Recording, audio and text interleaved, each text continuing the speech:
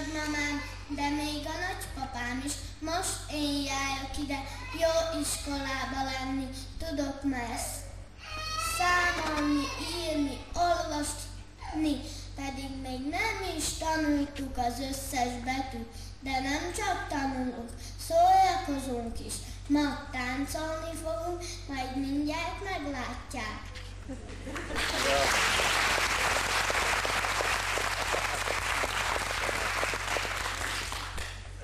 János név Mincinger Ági vagyok, és 50 évvel ezelőtt én is egy kis elsős voltam, mint most a Laura. Visszaemlékezem az első időkre. Münkőnk Sári néni jut az eszembe. Ő volt az elsőskolában tanítónéni.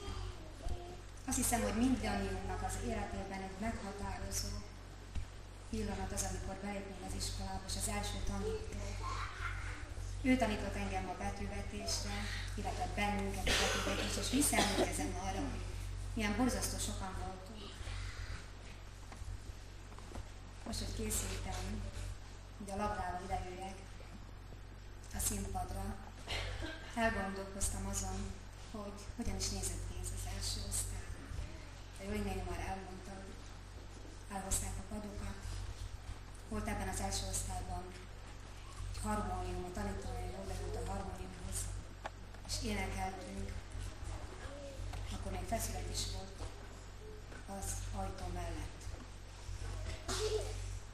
Mindent köszönhetek ennek az iskolának. A magyarságomat elsősorban. Köszönet régi tanítóimnak, és köszönet mindazoknak,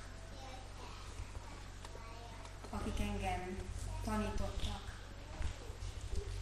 és mindannyiunk nevében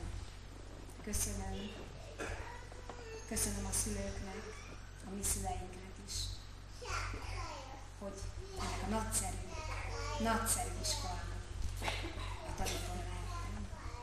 Lavrának meg azt kívánom, hogy 50 év múlva ő álljon itt, és azt mondja, 100 éves a magyar iskola.